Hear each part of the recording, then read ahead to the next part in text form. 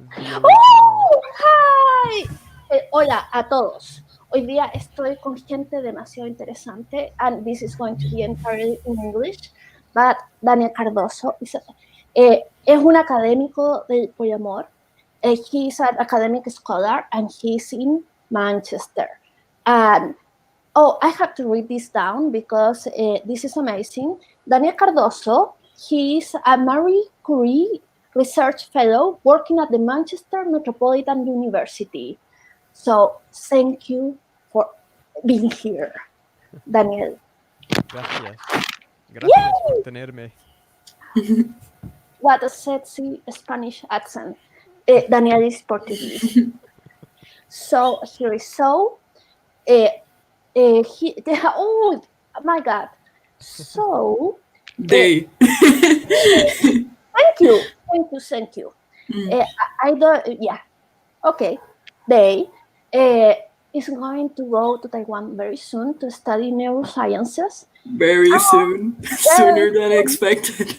Would you wanted to, but we are going to miss you sorry.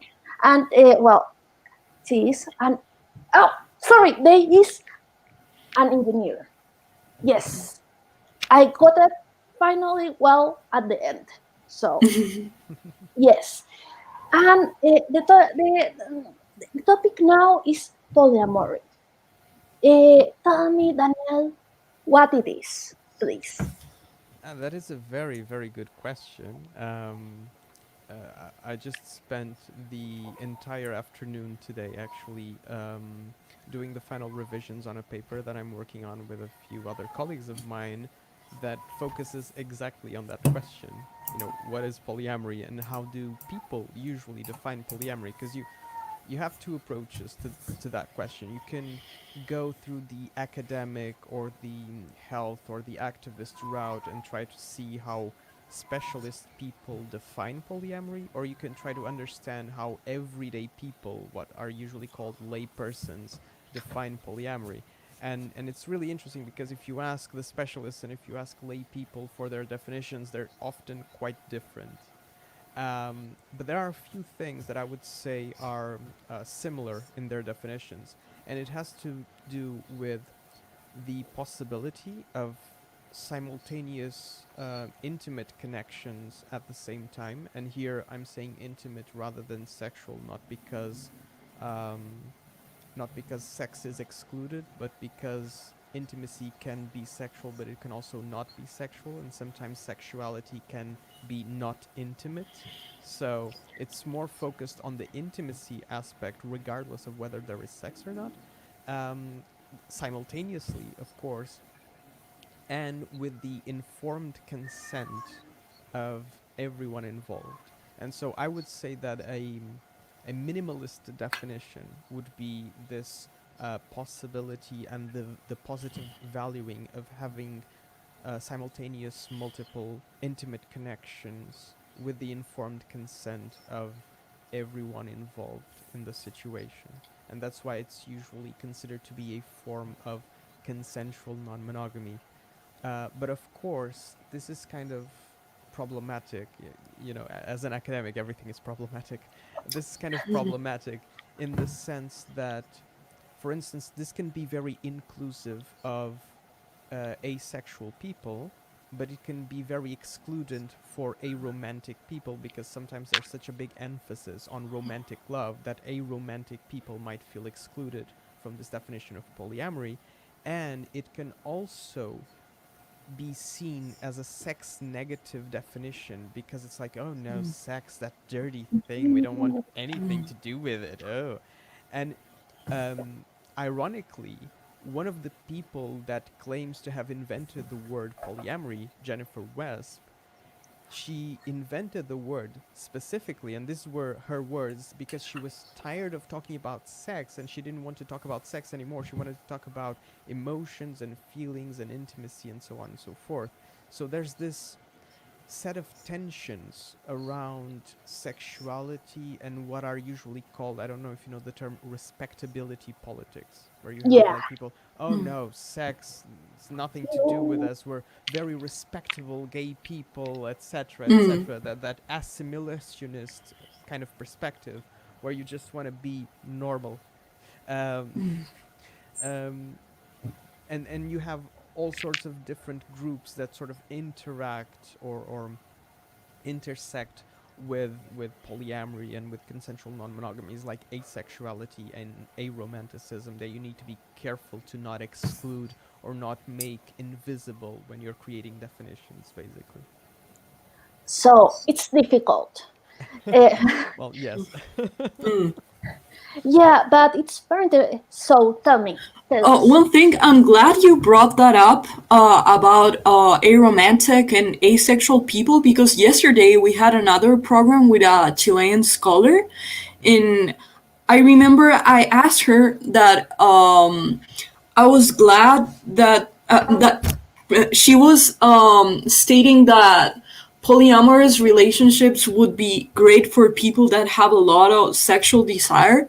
But I asked her that um, what I saw is that a lot of asexual people turn into polyamory because they didn't feel the pressure to perform as they Yep. did in monogamic relationships. So, but I hadn't thought about aromantic people. So I'm glad that you brought that up, because I hadn't thought about it, and I think a large part of the audience wouldn't also think of that special case. Yeah, so there's this thing where sometimes there's um, an overemphasis on romantic love and the way romantic Right. love has been defined by European culture, so to speak, and the connection between romantic love and polyamory, especially because people look at the second part of the word, the amory, Right. meaning love, and they understand that it's about romantic love, and that's why I prefer to shift the focus onto the idea of intimacy, or rather intimacies in the plural, because you can love several people at the same time without it being romantic love necessarily. And Right. it's It's not important. agape, turning back to Exactly. Greek again. Exactly. And even like turning back to Greece, it's really interesting because the way ancient Greeks separated different types of love cannot actually be mapped onto the way Western or westernized societies map out love. Because, for instance, Eros and Agape were separate, and nowadays we join them together in this normative ideal of romantic love. The normative ideal of romantic love joins up Eros, which is sexual desire, with Agape, which is this companionship love. And I think that polyamory, polyamory and other forms of consensual non-monogamies allow us to open up our repertoire, so to speak, of different ways of connecting with people. At the very least, it helps you to take one step out and get some perspective. And if it's the only thing you're going to get from polyamory, it's plenty. You Yeah, know, sometimes yeah, perspective is everything. yeah. But you were talking about respect. No, no, no. About this. Oh, I lost the word. Respectability politics? Yes, that. Where you uh, which is a lot of washing, bleaching the whole thing. And I want to connect it with one of the questions I have for you, Hmm. which is connected, of course. What is mononormative culture? Well, I think I would like to embody the spirit of Brigitte Vasallo agora. Ah, yeah. I think it's one of the best people to hear about talking about mononormative culture and mononormativity, and this idea of the monogamous frame of mind that Brigitte Vasallo talks about, in the sense that it's a culture of scarcity, and it's a culture that treats feelings, emotions, and interpersonal relationships as a as an economical relationship, a scarcity relationship that needs to be managed, controlled, that needs to be so my gain is your loss and vice versa. It's what is usually called in game theory a zero-sum game, because Yeah. if you win, I lose, if I win, you lose, etc., etc. And mononormative culture, um, in its very simplest form, is basically this idea that the heterosexual monogamous family is the best or even the only kind of family that you can have and that you should aspire to have, and the only one that's healthy and the only one that's functional and the only one that is acceptable to have. Well, and there is the money thing. You know, in your heterosexual marriage, you get to have a house, a common savings. Those kind of things that really, really matter, because it means that the heterosexual family can have prosperity, and the rest is, well, you have to be poor, but if you, Yeah. yeah, which is One thing that I've noticed, at least in Confucian cultures, I lived in Japan for a while, and I'm also very familiar with Chinese culture as well. Is that usually they don't have a problem again with homosexuality, but they have a problem with not having children. It's like a relationship is not real until they have kids. Mm-hmm. So you run into this problem as well with polyamory, because they only care about the relation that produces children. They don't care about all the other satellite people that are surrounding you. Yeah, yeah, and I think that comes from a very long history of families being a way for the state to replicate itself, because the state needs citizens and families serve to replicate the state via the biological reproductive work.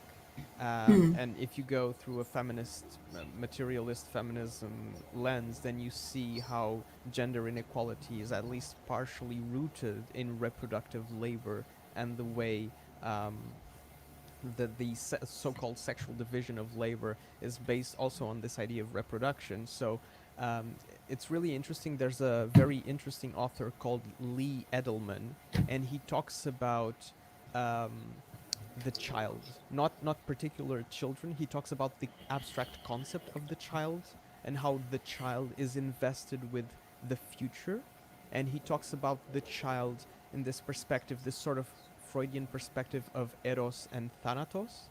And what he says is that a queer politics needs to be a politics of thanatos, not eros, because it is a politics that has to refuse the future and to refuse an overinvestment in this idea of the future, because whenever you invest in the future, you're already trying to dictate what that future is going to be. So you're already being normative in a way. It doesn't mean that we need to stop having children or whatever. That's not, because that would also be a politics of futurity. No, in the future you have to stop having children. That's also thinking about the future. The idea is to think of a queer politics as something that has to focus on the ethical necessities of the now. How do we respond ethically, politically, with the now, with the here and now? um, fascinating. Really, I'm going to pass to the next question, which is like, it is polyamory a queer identity? Ah. There's a there's a book chapter um, called "What's So Queer About Polyamory Now." That's from 2006, if I'm not mistaken. I think I'm not quoting the name wrong. Um, and I have, like, if you look at the origins of what is usually called queer theory, the presupposition behind queer is that queer is not an identity; it is a doing.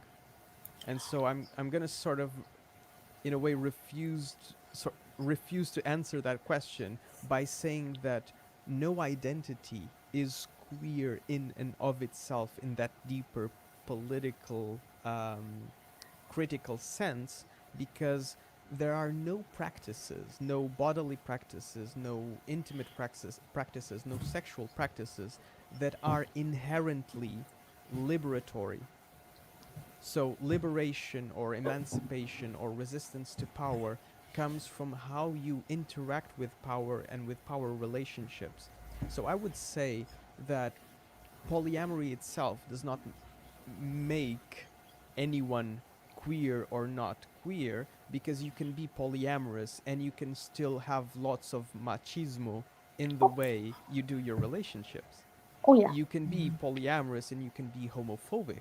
You can be polyamorous, you can be transphobic and racist and sexist and so on and so forth.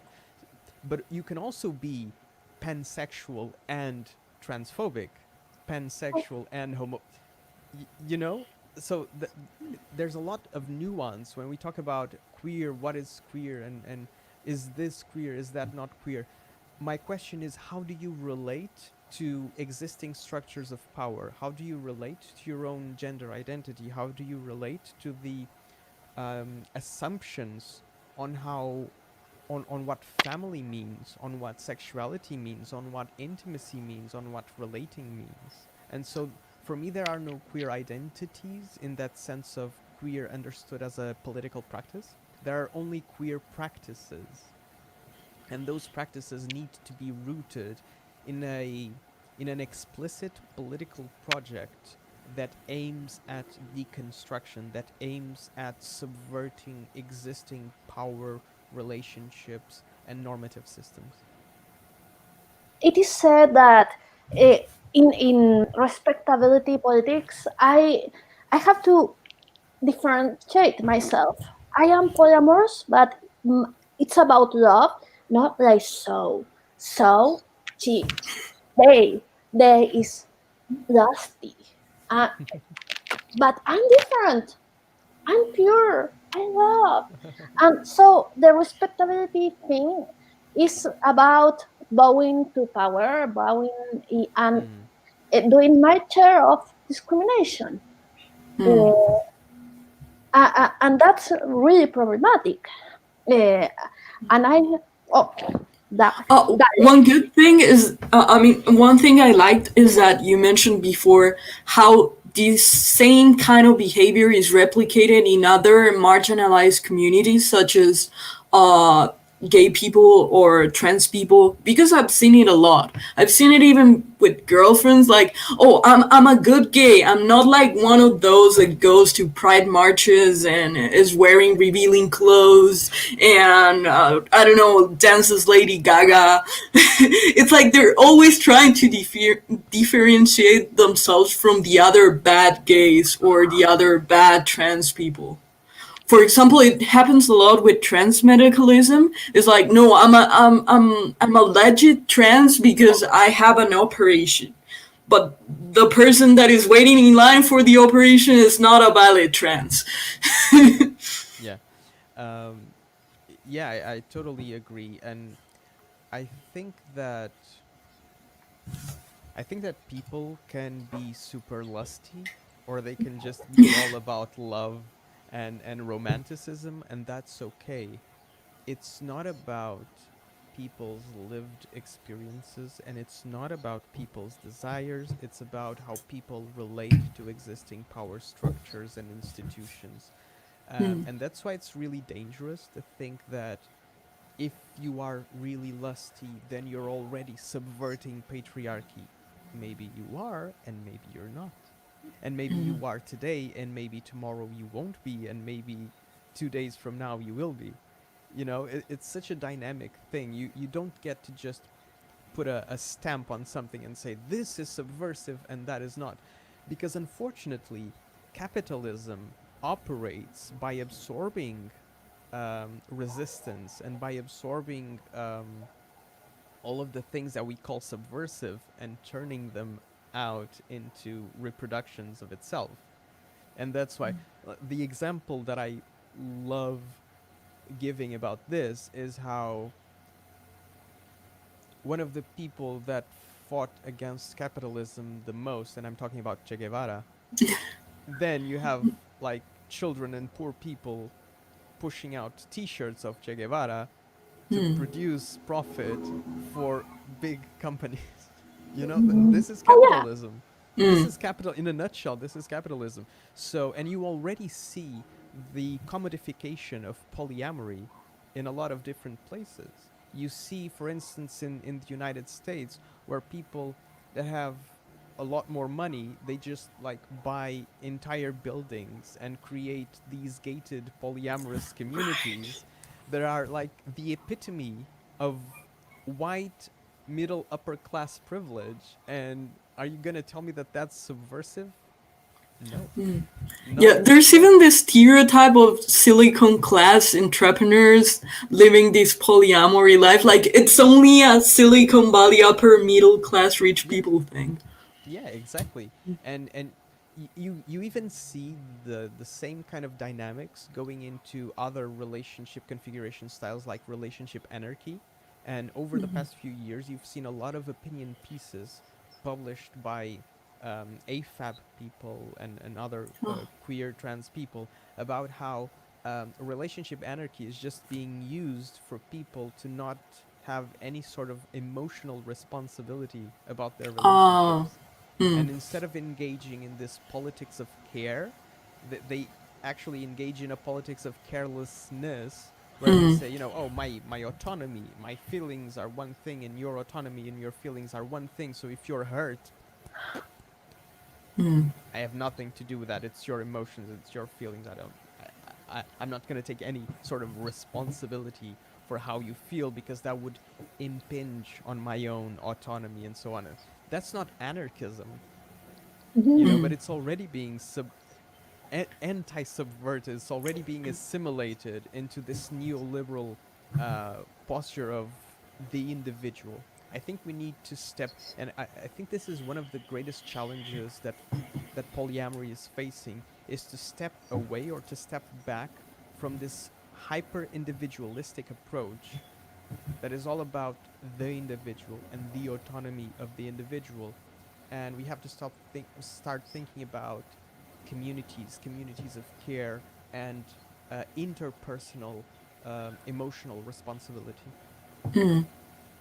I can say that there is nothing so good that you can make bad if you try. So polyamory is definitely one of those things. Yes. Sorry, one small thing that I saw the same phenomenon happen to radical honesty, which it sounds great as an idea, but I've only seen it with people using it as an excuse just to be mean, just to be like not even honest. It's like saying stuff that it's not necessary to say just to hurt another people's feelings, and then saying, "Oh, you're just too sensitive." Oh. Yeah. And I think that maybe I'm anticipating one of Beatriz's question, which is about parsia and what parsia is. And I think this is that moment where the Greek notion of parsia, sorry for my probably horrible Greek accent, is super important, because this Greek notion, is about speaking. In English, it's usually translated as speaking truth to power. So it means that the person talking, and this doesn't happen, for instance, in radical honesty, the person talking has to be on a lower level or in danger because of the person that they're talking to or the institution that they're addressing somehow. And so it brings into question, or it brings into the field, this idea of vulnerability. And usually when you see radical honesty being used in the way you described, the person that is being radically honest is not being vulnerable. Right. Or is just excusing themselves for not exercising any empathy. It's just a cover up. It's not that they're trying to be honest. It's that they're not trying to be emphatic. Yeah. Because empathy requires vulnerability. You know, the Absolutely. yeah, the meaning of empathy is to suffer with.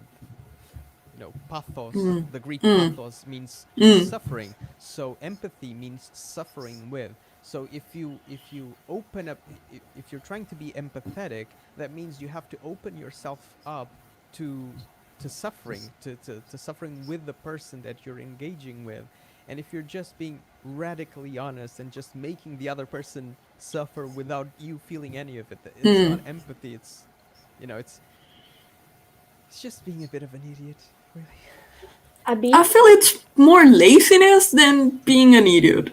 I'm trying to see to see it in a brighter light. I'm just a very cynical person myself. No, but I think that there is our culture actively cultivates emotional irresponsibility. And especially if you are socialized as a man, so I'm not saying if you're a man, but if you're socialized as a man, then your emotional background is sort of mutilated in a way. And I think that it's I'm actually sort of paraphrasing Bell Hooks, the black feminist author, and she talks about masculinity and she talks about patriarchy, and she says something that it really spoke to me. She said that the first victim of patriarchy are actually small boys, because small boys are emotionally mutilated almost from birth. You know, you can't cry, a boy doesn't cry, a boy doesn't show emotion, etc. And then obviously if you've been emotionally mutilated since you were a small child, when you grow up you're not suddenly gonna get the emotional competence to be empathetic, to relate to other people, and so on. So there's this thing where our culture actively promotes lack of empathy, and this idea of autonomy becomes sort of enmeshed with selfishness, sort of, and it's not evil in the sense that I'm trying to hurt you. It's more like you said, it's a form of laziness in the sense that my main concern is myself, and so you and everyone else comes second, and I have to worry Right. about myself first. I do have another question, and I'm going to do it on writing. Eh, so, Shall I read it? Or as you wish. I cannot read. I think you will be less bad for the Greek people around the world. You will be destroyed for the way I'm going to say the word. So please read it. is it paresia a tenet of polyamory ethics? I'm not sure it is. I'm pretty sure it should be. um, yeah, I think that if we were to put this in simpler or less academic terms, the, the question could be, is vulnerability important for interpersonal relationships? And my question is yes. But it's not just polyamory ethics. I think it's any sort of interpersonal relationship. Um, and I think that monogamous relationships, friendships, um, parenting relationships, etc., they all stand to learn from the questions and from the challenges that polyamory and other forms of consensual non-monogamy bring to the table. And so it's not about polyamory being better or worse than monogamy or whatever. It's just that questioning mononormativity opens up a series of questions, and those questions need to be taken seriously, and they can be used by anyone in any context because they are about human relationships, regardless of the type of relationship that we're talking about, if that makes sense. Yes, but when you are, I'm not saying better, but when you are polyamory and take a step back, and start questioning, you got a lot of new things to be frank about, like, Mm-hmm. I'm not going to get personal, but oh yes, but I discover a need. I thought about myself like I'm a cool, laid back person. No, I'm not. I need to control because I cannot really bear to be vulnerable. I have to relearn to Mm-hmm. be to uh, my vulnerability to be, you know, more or less comfortable, and I relearned it basically uh, crying like 3 days in a row. Mm-hmm. Uh, it's kind of, you discover these things not in joy but in pain as well. Yeah. So when you are monogamous and you do not know other things, you are monogamous by default, Mm-hmm. you get other things to be frank about. Mm-hmm. So it is, uh, I think, in that case, the paresha, the frankness, talking about what is happening with me, with you, with so, it's important. Okay, go so. One comment about what you mentioned is that you said that a lot of things hurt uh, regarding your expectations of polyamory, but at least my interpretation in making a link to what we talked yesterday with the other expert is that what hurts is that you were brought up with monogamy as your ideal. So what hurts is that all those internalized fantasies or projections or dreams that you have don't fit the reality that you get if you are in a polyamorous relationship. What hurts actually is that um, all those expectations break down. It's the crash with reality. Is it's not polyamory itself. Mm-hmm. Yeah, I agree, and I think that the experience that Zoe is describing is actually not specific to polyamorous people or to non-monogamous people in general, because monogamous people, I would say, are the first to suffer with the expectations and those narratives that mononormative culture creates. Um, it's interesting, just to sort of go back and make a detour and then come back to the main point. It's interesting because we keep focusing on consensual non-monogamy, and look how consensual our non-monogamy is, and look how consensual we are. But I have a more interesting question. What about consensual monogamy? Because consensual monogamy is also super important, and that's the main issue that I have with mononormativity, is that most monogamy that exists is not consensual. Good Not point. because not because people are being forced or obligated, at gunpoint or whatever, but if you do not make an informed decision, then by definition your decision is not consensual or not self-consensual. And if people really believe that monogamy is the only way, then by definition that monogamy cannot be consensual, because they don't ascribe the same level of reality or of possibility to the other options. So um, this feeds back into what Zoe was saying, and that I very much agree with this idea that our expectations, our fantasies, our internal narratives about what makes us worthy of love, what makes us worthy of attention, what makes us worthy of affection, are tied up with monogamy. And I think that monogamous people are actually the first ones to suffer from this. We just make it maybe more evident. But there's also, I would say, pitfalls or traps in this idea of polyamory. And like Zoe, I'm also I tend to be a very sexual person. And so in the beginning, when I was exploring polyamory, I was like, okay, all the possibilities to interact sexually with more people and to find out about more ways of relating sexually to different people and having new opportunities and new experiences and so on and so forth. And this felt very positive, very empowering.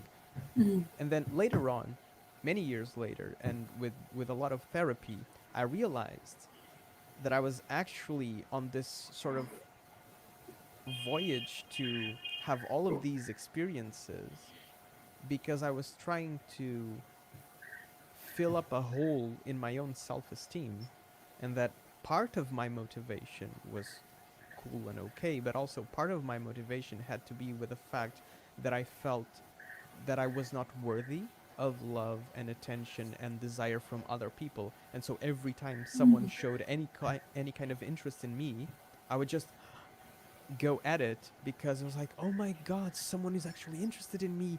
I want to embrace this. I want to take it all in without taking the time to take care of myself and to try and heal myself and my own self-esteem and my relationship with myself.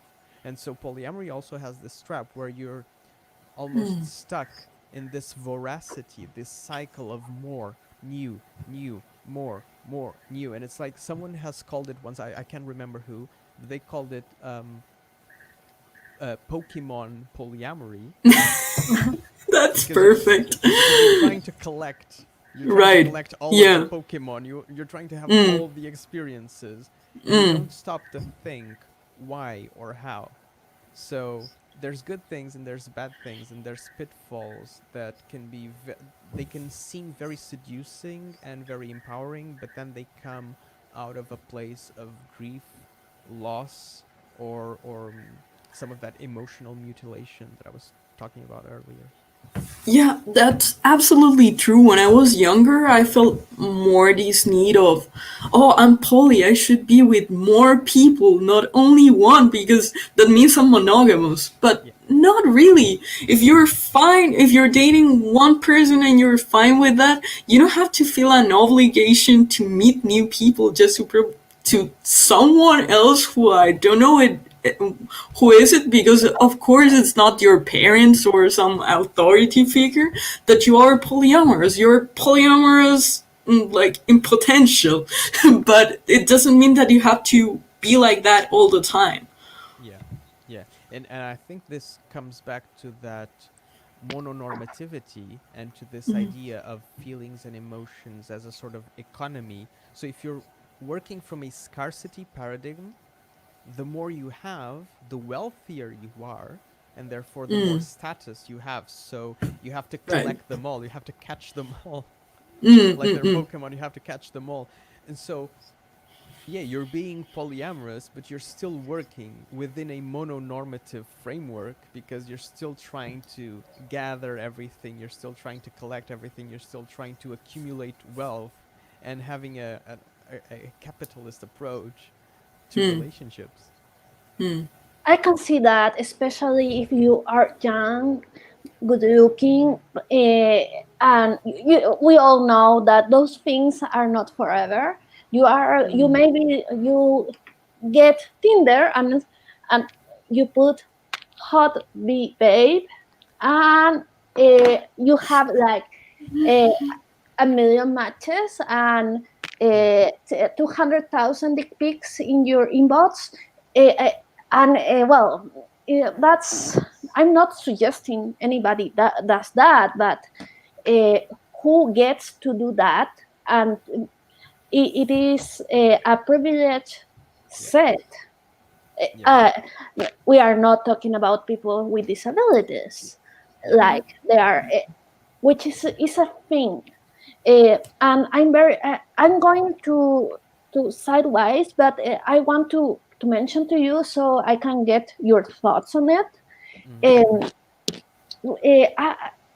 I work in the disabilities, with people with disabilities. The thing is about their leadership and me being, backup, not talking.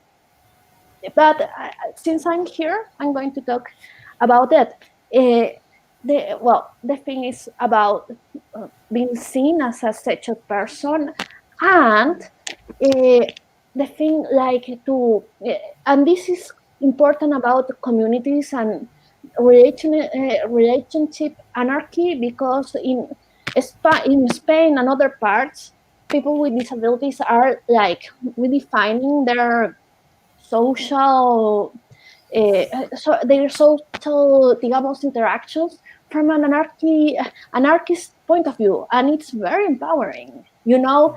I'm not an anarchist, but I can really take, a page out of the playbook because it's fantastic, and it will be fantastic if from a polyamory point of view, we can, get that sense of community, not for the hot bee babe, which, but for the people who don't get to, break Tinder up. What do you think, Daniel? Uh, yeah, I agree, and it's about disability. It's about a politics of desirability. So who is considered desirable, who is considered sexual, and it's not just about disability, although disability is a big part of it. It's about disability. It's about fat phobia. It's about, for instance, racial discrimination, because Ageism. ageism as well, exactly. So all of these things interact and connect into, again, a very economicist view on who can get the most Tinder matches, who can get the most dates, who can get the most, who is desirable the most. And that's also, like Zoe was saying, it's a form of privilege. It's a very present form of privilege, because it assumes that you have the looks, you know, the looks. It assumes you have the money to go on dates. It assumes you have the time to go on dates. It assumes you have the energy, both physical and mental, because some disabilities are not physical, but they exist mentally. In terms of mental health, your body might be feeling okay, and you're not in pain and so on, but you might have any form of mental health issue that might actually make it very hard for you to socialize,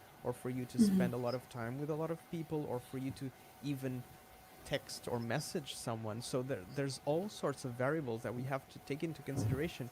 And if we just turn polyamory or other forms of consensual non-monogamy into, oh, this is a smorgasbord of sexual and erotic and intimate experiences, without stopping to think who's being left out, who's being left out to dry, as they usually say, who's being forgotten, left behind, who are the undesirables in all of this, then we're just reproducing normative power structures, and we're just basically using our own privilege to increase our own privilege, because we're white, or because we're good looking, or because we have money, or because we have time, or because we have physical or mental health, and so on and so forth. So all of these things are super important, and it's really interesting. Um, I find it almost ironic. A few years ago, there were a lot of opinion pieces in the United States written by white people, saying, trying to be critical and saying, oh, polyamory is just for white rich people. And then you've got black American polyamory scholars saying, no, no, no, wait a second. The percentage of black polyamorous people is the same percentage of white polyamorous people. What's the difference? The difference is that we don't have space in your communities. There's no space for us. So we have to keep to ourselves, because we are implicitly or explicitly excluded from white polyamory activism and from white polyamory communities. But it's not that we are not polyamorous because we're poor or because we're black. It's that we don't get access to your communities because of all of the barriers, the racist and classist barriers that you set up. And that makes us invisible. And then you come out and say, oh, they don't exist. No, I'm sorry, we do exist. We, being black polyamorous people, we do exist. We're just not seen by you because you have all sorts of barriers that make us seem invisible. Yeah, and in fact, you don't usually hear about black polyamorous communities. I think I only saw it because of Cat Black, the trans polyamory YouTuber. Mm-hmm. But if it weren't for her, I wouldn't know. Yeah, but you've got at least one very outspoken black scholar, black polyamory scholar that I know. Um, Kevin, I think is his first name, Kevin Patterson. Um, I'm so bad with names overall, and I apologize for that. But I think it's Kevin Patterson, and he has a book out on black polyamorous people in the United States. Um, and there's research done on these communities, but again, it's like invisibility on top of invisibility. It's not because these people don't exist. It's because of all of the ways that we self-select our own communities and turn them into white communities and into middle high class communities, basically. Right, or tying it with what you said before, maybe it has to do with respectability politics. These people who are already privileged can take the risk of marginalizing themselves a little bit by being Yeah. polyamory. But if you're poor, for example, and if you're black and you get discriminated on more, you maybe have to hide it so you don't have even more backlash from society and you don't end up even more marginalized. Yeah. Yeah. And I think that sort of echoes part of my experience, in the sense that, well, right now I'm going through a lot of changes in my life, and like Zoe, I'm also using they, them pronouns and so on, and questioning my gender and so on.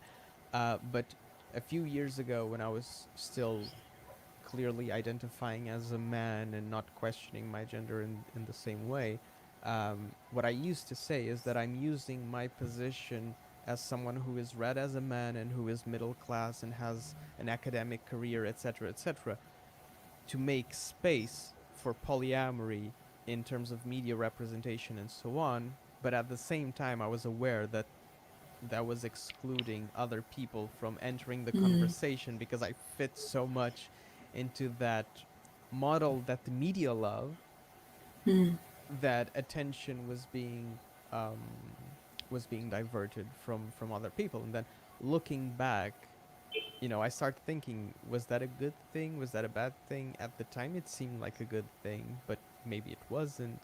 And so I think we need to. It's not about condemning people. It's like, oh, you're a bad person because you're white and you've talked about polyamory. It's not that.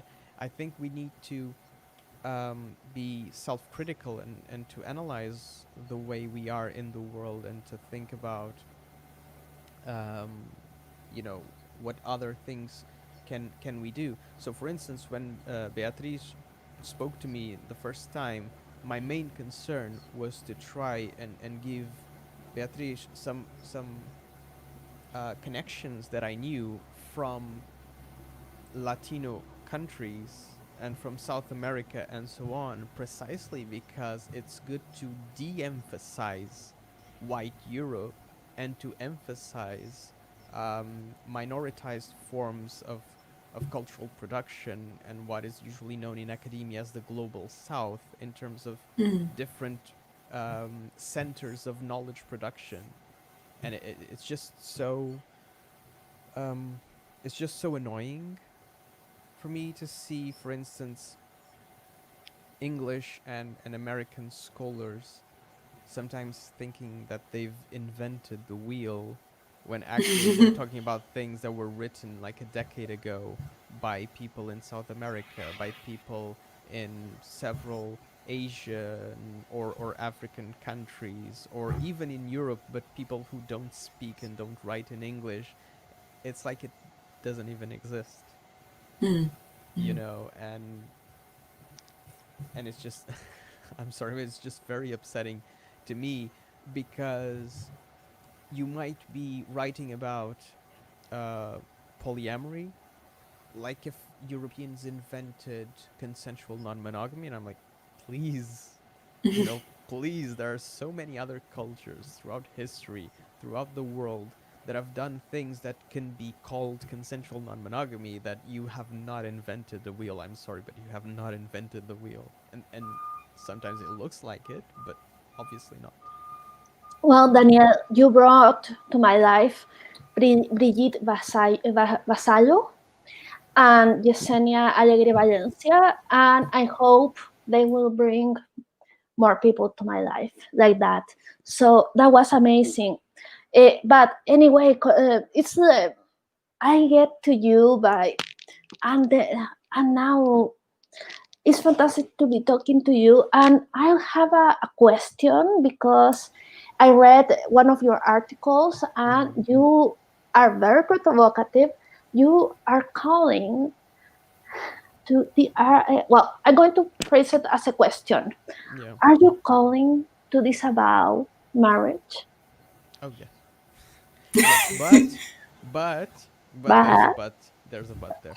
Um, on one very very important condition, which is that all of the socio-economic protections that the state grants to married people need to be democratized irrespective of marriage.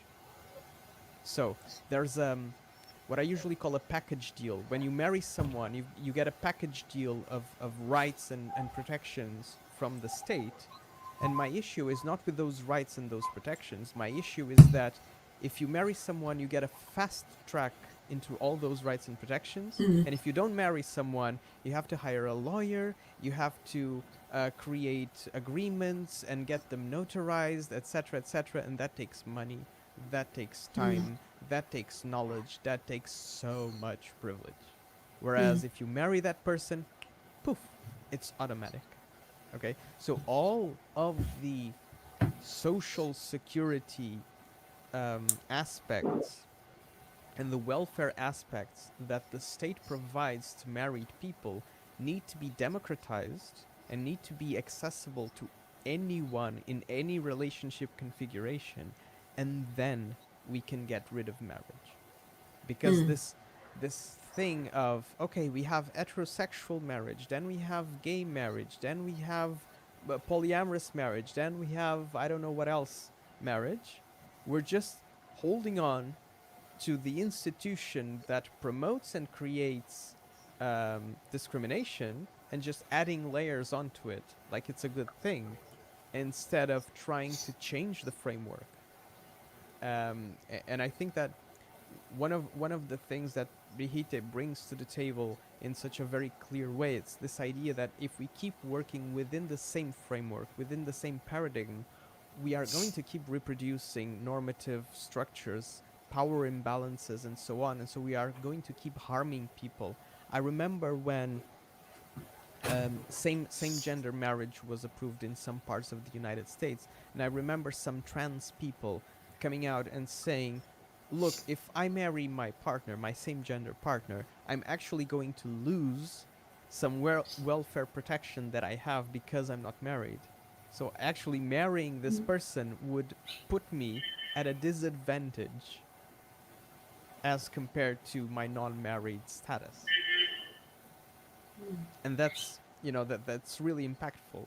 Or the topics that Nathan Rambukana studied in Canada about the relationship between polyamory, polygamy, and state discrimination, and how, for instance, the Canadian polyamorous community separated itself from the religious polygamous Muslim community in the sense of, oh no, we are respectable, we are not those people. And that just makes it that, for instance, a second wife in a polygamous marriage gets deported back to her country, which might actually be a war zone, to protect her wow, from machismo exploitation. I don't know about you, but I don't think getting deported back into a war zone is a good way of protecting people. It doesn't fit my definition of protection. This is all because marriage exists as a fast track for these things, so they need to be dismantled and reorganized and made accessible through other ways. Sorry, Zoe.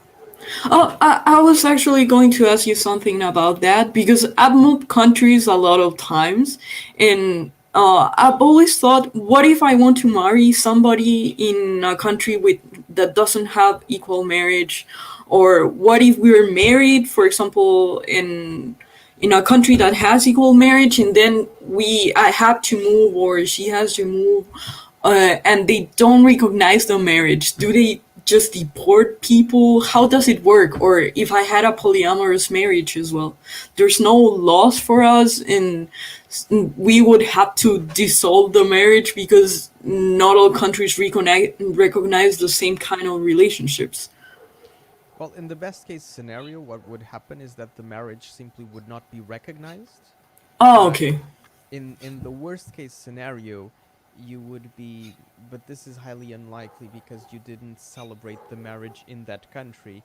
In the worst case scenario, you would actually be arrested for polygamy. At Oh. least in Portugal, if I'm not mistaken, that carries a maximum sentence of 4 or 5 years in prison, something like that. Ow. Yeah, Ow. I'm so surprised they arrest you for polygamy. it's not done because it's very difficult to actually commit the crime of polygamy, because for you to commit the crime of polygamy you have to be married, for instance, in another country, and then Right. go into Portugal and try to marry again. But because everything is, informatized nowadays, everything is Uh, digitized nowadays, so it's very difficult for that to happen because you wouldn't be able to do it. But if you try to do it and if you somehow accomplish it, technically you are incurring in the crime of polygamy, and you might go to jail. Uh, but yeah, like what usually happens is that's so if you're marrying someone of the same gender as yourself and you go into a country that doesn't recognize those marriages, it's like the marriage doesn't exist. So yeah, because sorry, imperfections. Yeah, yeah, go on. I remember in what people in Japan did was they would adopt the other person so they could give a visa, for example, to their Yeah. partner. Yeah, that's what I was gonna say, because all of the protections that marriage automatically affords, they don't exist because the marriage, to the law of that country, the marriage simply does not exist. It's not real, so the protections that come with it simply disappear. To adopt another adult, it's like, Yeah, but it happens a lot. I no, mean, some I'm not provinces criticizing. I'm not give you criticizing. like a municipal certificate of marriage, but still, if your partner is, I don't know, Filipino and you're Japanese and you don't want him to leave the country, your only option is to adopt him. Yeah, I don't criticize. I think if I would be in that situation, I would do it, or I would be the adopted or the adoptee or whatever. But it is kind of weird. Shocking. Yeah. Well, this is there's an interesting term um, that that I don't find people using it often, which is the kyriarchy. So not just patriarchy, but kyriarchy. This idea that all oppression systems are connected.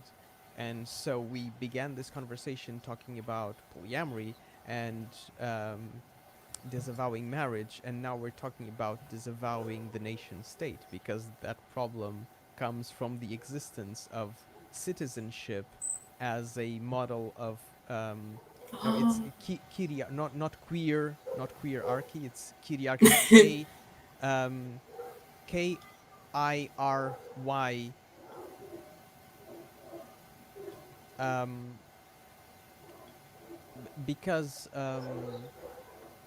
what was I saying? Yeah, because all of these issues come from the fact that we still rely on the figure of the citizen and of national citizenship as a way of getting our rights.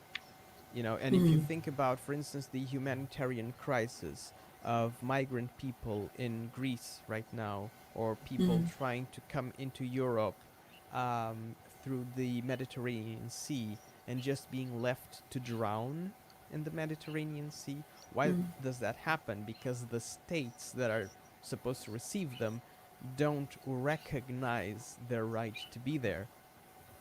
Um, um, Hannah Arendt, the philosopher Hannah Arendt, Yes. exactly, Kyriarchy. The philosopher Hannah Arendt was actually towards the end of her work and her career, she was very critical of this idea of human rights because human rights usually don't work. Human rights are meant to work in the sense that they are there's no questioning. If you're human, you have these rights. But in practice, that's not true because people are left to die all the time in spite of being humans. You know, and you see this in the centers of power. You see this in the way Europe treats refugees. Those people are people, and yet they are not recognized through the bureaucratic apparatus of the state. All of these things, like it looks like I'm going wild and taking all these wild theoretical considerations, but all of these things are connected because the state and the preservation of the state is connected to the family and to the reproduction of power and of sometimes even ethnic purity through the family. And that is connected to monogamy and to mononormativity and to structures that attempt to limit who gets privilege and who doesn't get privilege, who is considered as us and who is considered as other, basically. Right. You mean tribalism? Uh, I the mean anarchy. no, but I You mean might have noticed that I'm very left wing. no. I thinking this is us versus them, Yeah, and yeah, yeah. us good, of course, Yeah. pure and good people, decent, versus them. So tribalism, you Yeah, know. yeah, yeah, yeah, yeah. Totally. It's the in-group, out-group separation. Yeah, but The basic. usually it's us good, them bad. Yeah, yeah, exactly. Um, can I comment one more thing? I'm glad No, I'm glad you alluded towards that myth of this family as the center of all of our, I mean, as the source of all of our society's morality and of the basis of society. Because sometimes to justify polyamory, people allude to this Flintstoneized past where when we were all a community that loved each other. So we have the same kind of myth, but from different and opposing sources at the same time. What do you feel about people justifying polyamory as in the same way as some people justify monogamy? I have no That's patience. it's more natural. Oh, okay. I have no like it just I just roll my eyes and fall Okay. asleep in under 30 seconds because the fallacy, like you were saying, and I totally agree Mm. with you, the fallacy is the same. Mm. This It's that it's return natural. exactly this return to the natural state. I'm sorry for what I'm going to say, but this idea of the return to the natural state is the exact same type of crap that fascists use to Right. justify their Yeah. approach to politics. And it's Mm. this, again, it's this very Western idea, this Oh, very, no, it's not Western. I saw it in Japan. Actually, I only know the term in Japanese that it's like um this sense of nostalgia or when everybody lived in the countryside and sung folk songs. At least in Japanese, it's called Nihonjinron. mm, But I don't know the term in English, but it's this same sense of um, nostalgia about a non-existent idyllical time and place to justify conforming to tradition and maintaining tradition, even though this hurts, for example, immigrants or queer people. It's to justify fascism, but based on a past times that didn't exist at all. mm-hmm. Well, I'm totally not an expert on Japanese culture, so I'm not. in a capacity to comment that, Mm. I'm pretty sure that a lot of cultures have this notion of an idyllic past, or Yeah. an idyllic state of purity. But Mm. I do still think, honestly, that it was part of the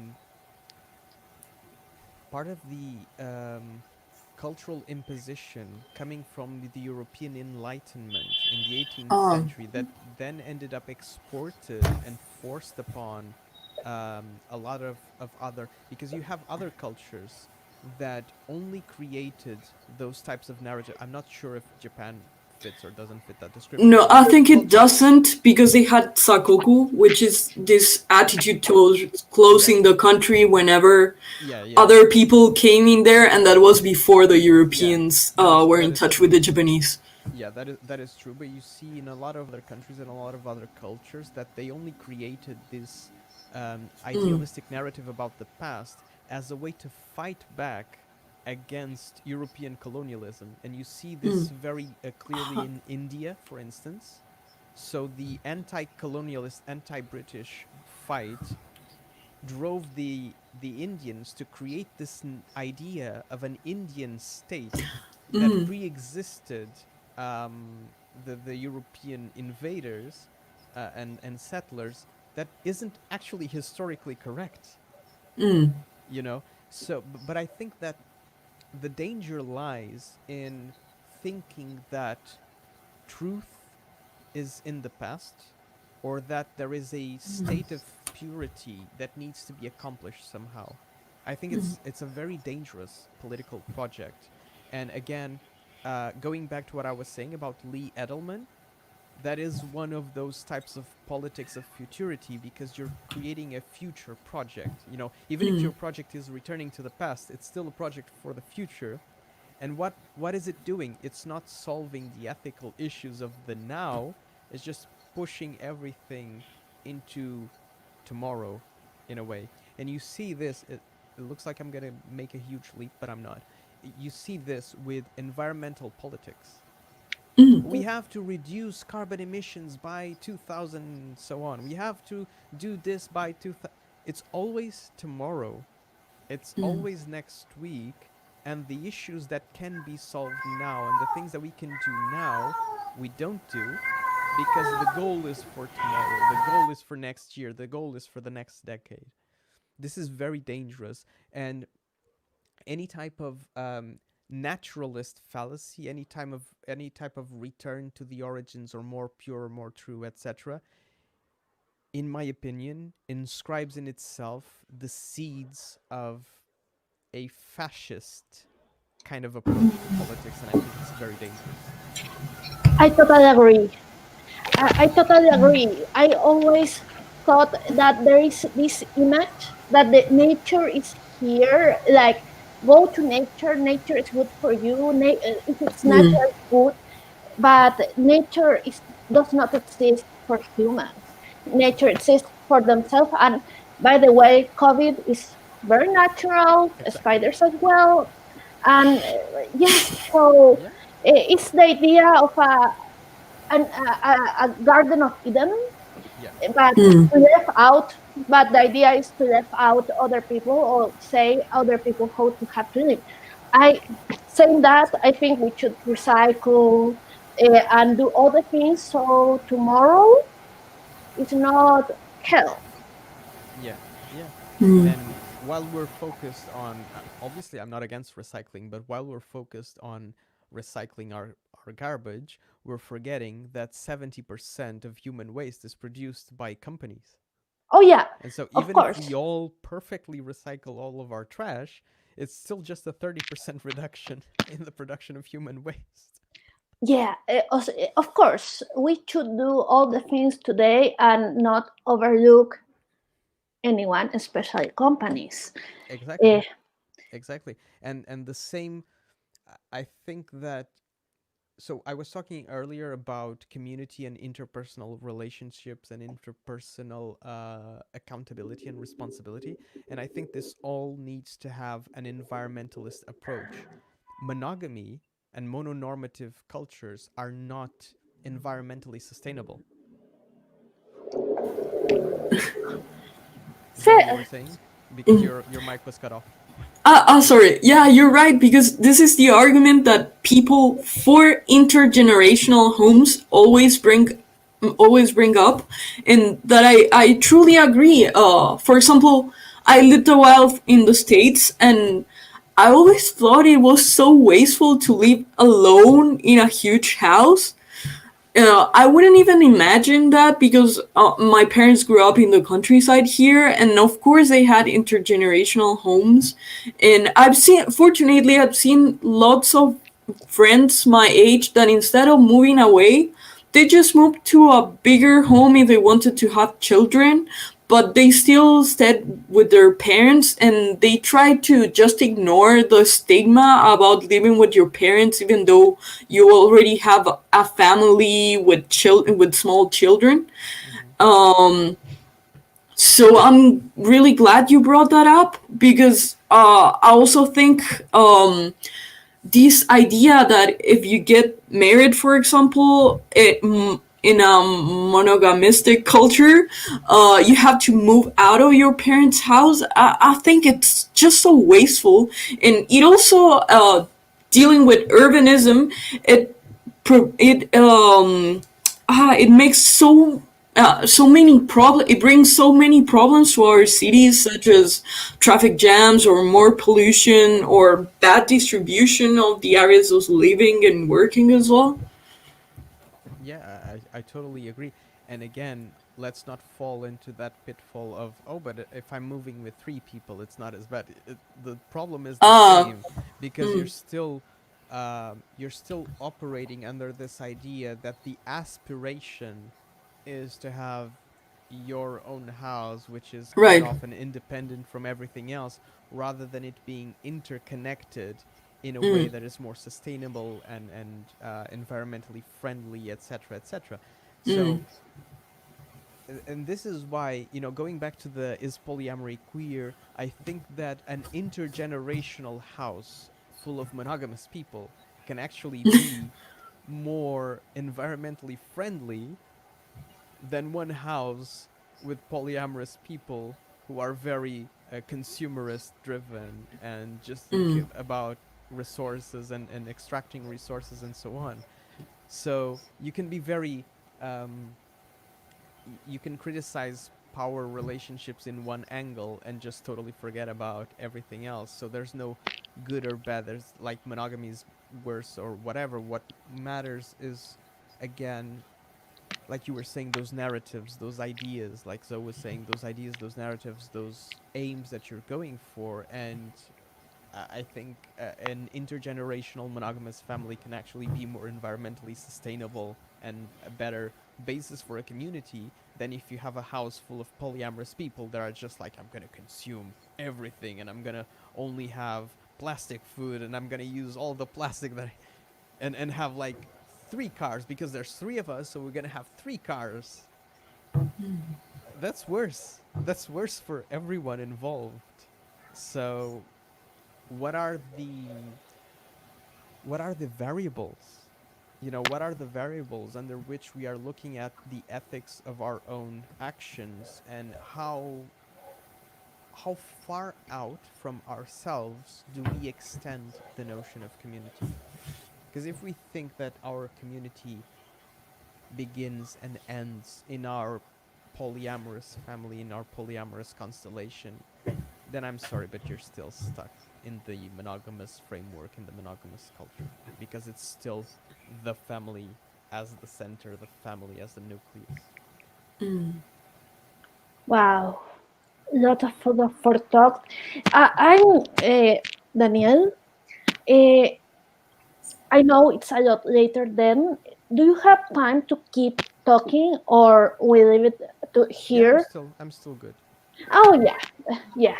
So because I am out of questions, but I think, but I think maybe so, or you want to uh, tell me things that I should have asked and I didn't thought of go. This might be a very challenging question, but since we were talking about how to organize a more sustainable way of living in community. There's a stereotype about polyamorous people wanting to live in an anarchist commune in a farm. Do you have a way of organizing our communal spaces, but in an urban spaces instead of just let's all move to the woods and start our commune? Well, I have Or absolutely. from what you've studied or seen, how do people in different communities organize themselves? So I'm gonna have to preface that by saying that I have absolutely no expertise in urbanism or urban studies. So if I say something silly, I hope someone can correct me afterwards. But there is one community, for instance, in Portugal, which is very about self-sustainability, and yes, they live in the middle of the woods, and it's all about self-sustainability and etc.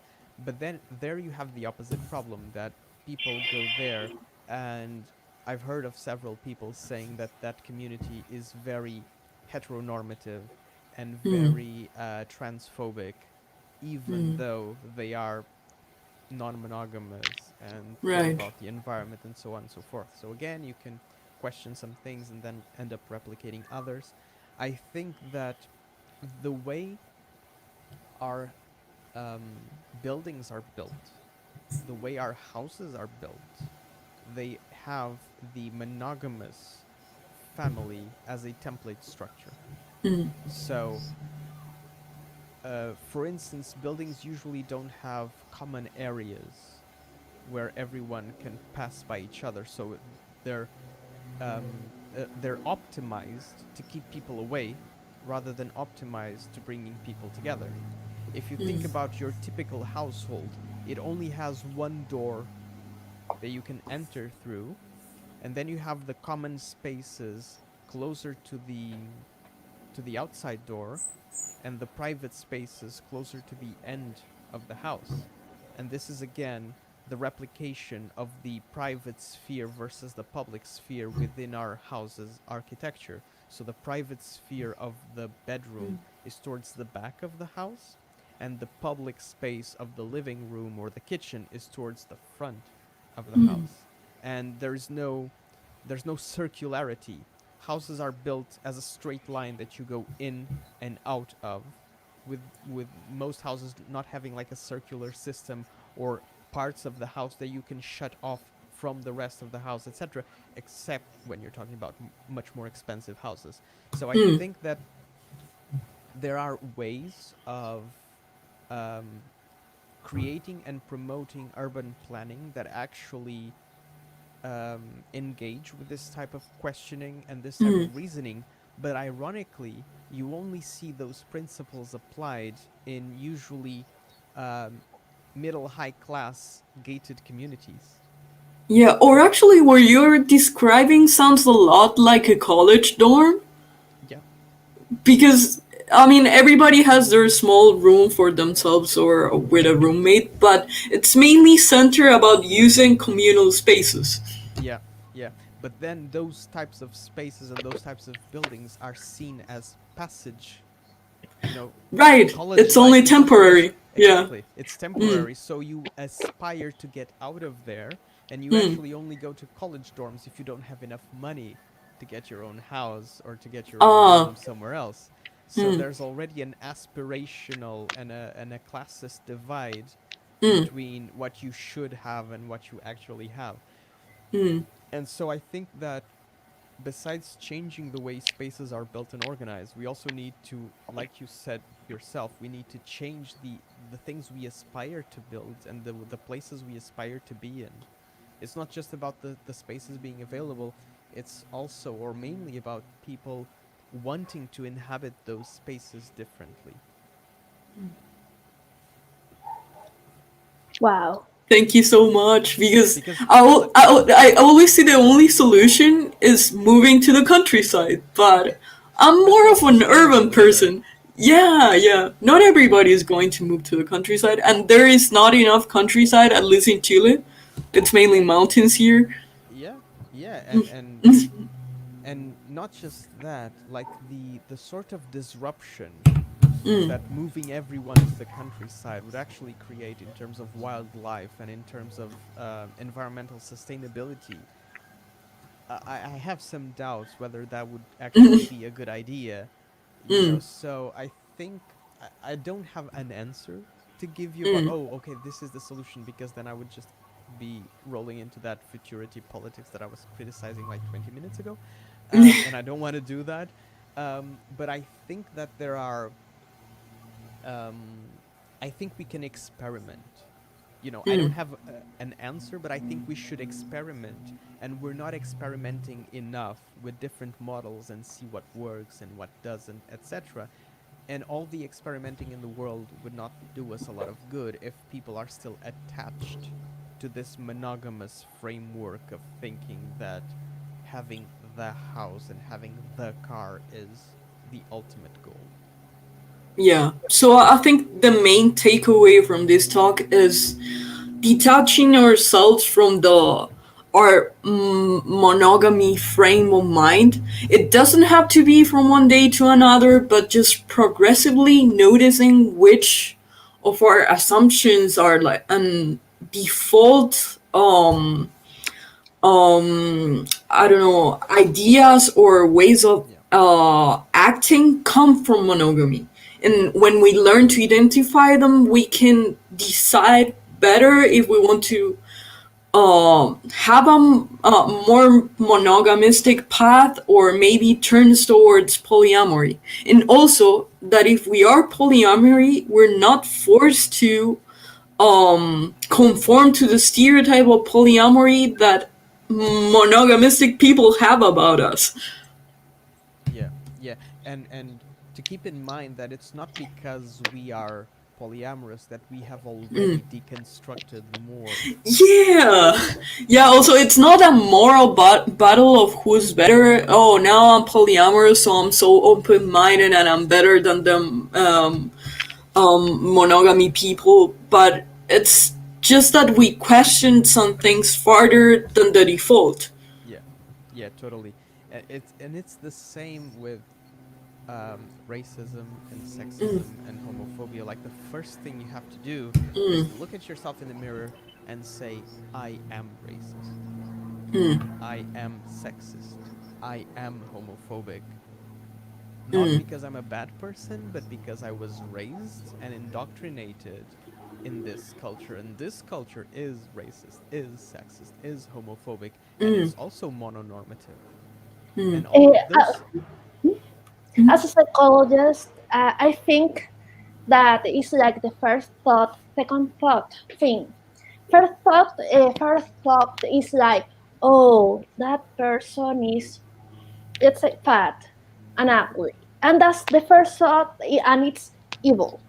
But you don't have to act about because this thought is sort of automatic. It has been drilled into you by that indoctrination.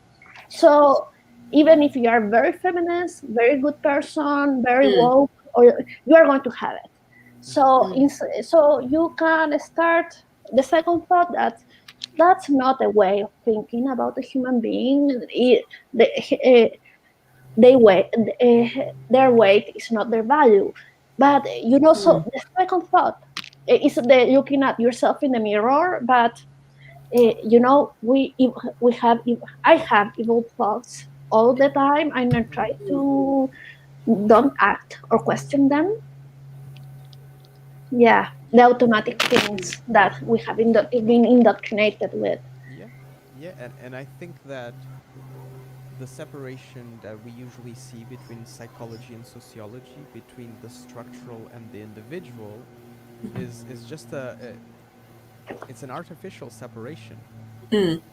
Our identities and our psyche do not exist outside of a given historical and cultural context, and our culture and our history are partially informed by the way our psyche works. So if we all have those evil thoughts, I would say that a third step. So the first step is having the thought. The second step is questioning the thought, and the third step is what framework brought me to this point where I have those thoughts, number one, and I can question those thoughts, number two, and try to understand, like, when I say I am racist, I'm not so much making a psychological statement about myself. I'm making a cultural, historical Oh. statement about myself. You know, I'm white. I'm white, and my upbringing has foregrounded the whiteness in me, regardless of what I do. You know, I am going to get better treatment in a lot of places just because I'm white, regardless of what I do. I can go, but I don't want to be racist, but I'm going to be treated differently by other people Mm-hmm. just because I'm white. There's nothing I can actively do about that because I don't control other people. So it's about, you know, having those thoughts, questioning those thoughts, and then trying to look at the structures and the history and the reason behind those thoughts, and trying to do, okay, what can I do to try to actively change that in myself and in the way I am in the world. I do have a good. There is a thing about named, you probably know, self oppression. You know, Mm-hmm. when I think, you know, I am a small woman. That small woman are stupid, disabled, and I am a small woman. If I think, uh, if I think that you, Daniel, are stupid, well, I'm probably a mean person. But if I think I am stupid, I'm shooting myself in the foot, Mm-hmm. and it's very common. But I do have. I remember reading the uh, autobiography, self biography of Nelson Mandela, Mm-hmm. and he was well, you don't have to be told who was Nelson Mandela, but in his biography, he says that before going to jail, he went to some congress or some sort in Africa, and he went into a plane, and it was the and he was startled and terrified by the fact that the pilot in the plane was black, and he was terrified, like, oh my god, we are totally gonna crash. And then that was the first thought. The second thought is like, what? I cannot be thinking less of black people because I'm not only black, I'm an activist. Mm-hmm. And apparently the guy went the whole plane trip like thinking, oh my god, even I am racist. The racism got to me. Oh well, and it's a terrific anecdote. Tell, because if even Nelson Mandela can be, you know, confounded by racism, Yeah. it can happen to anyone. All of us. Yeah. Yeah, Yeah. yeah. And it's super important. I think that example is very good, and I thank you for it, because it's super important to not approach this issue through the lens of shame, because if you are just ashamed of yourself, like, oh my god, I'm a horrible person because I had this thought, you're just still working within a negative framework. You're not working to improve yourself, you're not working to be a more ethical person, you're just working out of shame, you know. And no one enjoys shame like No. capitalism. Mhm.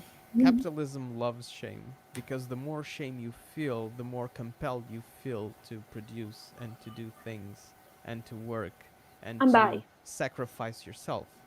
Um, and nothing loves shame more than our Christian culture and Christian Yeah. background. Like, Christianity is like 70% built on shame Yeah, and and guilt. guilt. Exactly, it's shame and guilt. And so if we're just going to resort to shame and guilt, we're still sort of almost attacking ourselves and having this really aggressive and non-consensual relationship with ourselves. And this is something that I've learned talking to Meg John Barker, which, by the way, is another big researcher when it comes to consensual non-monogamy. This is like one of my favorite people in the world. They are just simply amazing. And one of the things that they taught me, you know, talking to me, is that this idea of, oh, I'm so ashamed of who I am and I need to be a better person, but out of shame, is just so aggressive. to ourselves, it doesn't really help us build a better world because it's still filled with negativity. We need to take responsibility and take accountability in a way that doesn't drive us into shame, but in a way that drives us into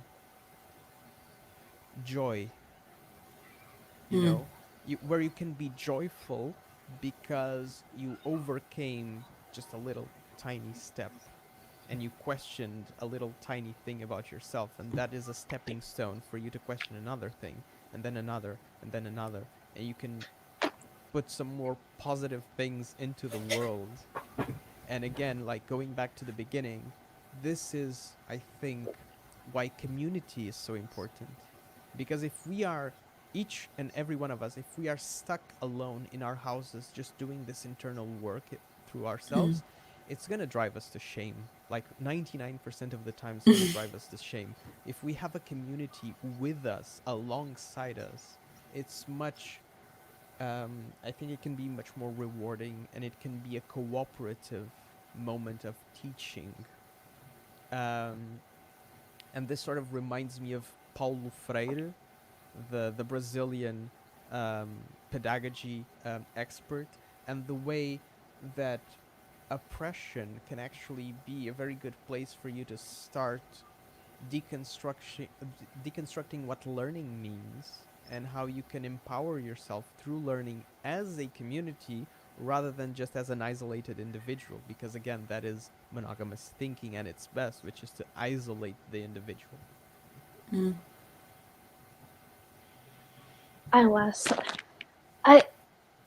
You have given us quite a writing list. Yeah, my reading list just expanded today. Oh, yeah. Thank you. Yeah. You have no idea, but that's the joke everyone makes about me, and the joke that I Oh, make that's about great. myself is that But I you feel should be proud. Yeah. I mean, we're totally enjoying this. Oh, by the way, I don't know if this will extend too much the time of the program, but I wanted to ask you if you had read Reza Negarestani's Power Circuits book? I know a book called Power Circuits. Yeah. But it's about BDSM and polyamory. I don't know if we're talking it's the same book. Yeah, I have. Yeah, because a lot of the things you said resonated to me. I mean, from stuff I read in that book. Yeah. I think that, for instance, I think that the intersection between BDSM and polyamory. No, we're not. I don't think we're talking about the same book because I don't know the name of that author. That. Oh, really? That Beatriz. Yeah, no, we're talking about two different books. Maybe we got confused, but probably there's some overlap amongst. So, I need to. Now I need No, we're name dropping things to you. Awesome. So now I need to read more stuff, so I can't really respond to that comment because I don't know the book, and I'm sorry for that. No, it's fine. I need to go and read up on that. But the book that I do know that is called Power Circuits is actually about BDSM, about kink, and polyamory at the same time. And what I was gonna say when I thought you were talking about that book is that I think BDSM is actually another place where you can draw a lot of interesting analysis and expertise about power relationships. And sort of bring that into polyamory and question the way polyamory sometimes upholds existing power relationships and so on. But yeah, now I have homework. Sorry. Yesterday we were commenting how the respectability politics also play along with BDSM, polyamory, and swingers, because all of them are like, no, but we're not. How is the word? We're not devious like them. Exactly. Yeah, I think we should be devious. It's always, you ask them like, oh, you're polyamorous, do you also practice BDSM, are you interested? And they're like, I'm not a degenerate. Yeah. On that point, what comes to mind is Paul Preciado. Yeah. Ah, yeah. Mm. Paul Preciado talks about multitudes queer, Ah, and I think that's like an excellent example of this that we're talking about, because the idea of the deviant presupposes the norm. If it deviates from the norm, it means that the norm exists. So whether you are a deviant or you are the norm, there's always that dichotomy, us and the others. And I think that the multitudes queer de que habla Paul Preciado, sorry, I just swapped into Spanish. it's fine. The We're queer bilingual here. yeah, I think I'm trilingual by now. The queer multitudes that Paul Preciado talks about does not have a center. A multitude does not have a center, and so there's no reference point. It's like Meg John Barker replaces the term relationship orientation and sexual orientation with gender, sexual, and relationship diversity. Ah. And diversity, the word diversity does not have a center, does not have a focal point, because if you are a straight heterosexual man, you have your type of diversity. If you are a lesbian trans woman, you have another type of diversity. If you are a kinky leather daddy, you have another type of diversity. So there's no central point from which the norm sets out, etc. And it's super, super interesting. You know, if you think about Gail Rubin, she has a very famous text, Gail Rubin, called Thinking Sex. And actually, Gail Rubin is an interesting example because Gail Rubin founded the first lesbian S&M club in the United States. Yeah, so she was an anthropologist and a kinky person, and she has this idea which is the charmed circle of sexuality. So there's this charmed circle of good sexuality, and around it is the bad sexuality. So the non-monogamous, kinky, lesbian, gay, etc. So it's the bad sexuality.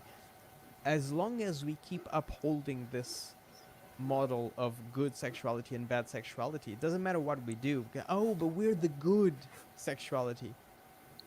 You're still just reinforcing this monogamous frame of mind of we are here and they are there.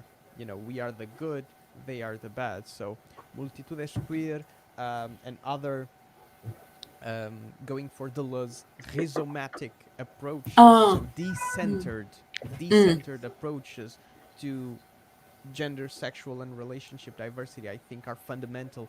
And again, it all goes back into we have to change our framework. We have to change the way we think and talk about these things. Thank you for very no, it's great. I really enjoy it actually. Yeah, it has been fantastic. Yeah, thank you so much for your time, for all the detailed explanations, for your patience. Thank you. And if all goes well in 2000, I think probably Yesenia might have told you this, but in 2022, we're trying to organize the Non-Monogamies and Contemporary Intimacies Conference in Chile. Yeah, she told us yesterday. So if everything goes well, in some time, we might actually be able to meet in person, COVID allow. Yeah, that'd be great. Probably I'm going to be in Taiwan, but still, I hope you record all the talks so I can watch them. Yeah, that would be super awesome. And thank you so much for your time. Thank you for having me and for having the patience to talk to me and so on. I really appreciate it. And it's been awesome. And now I have homework to do. And then yeah, we have lots of homework too. I'm after this, I'm just gonna write to Beatriz and ask for more references because I want it all. I don't collect people, but I collect books. I want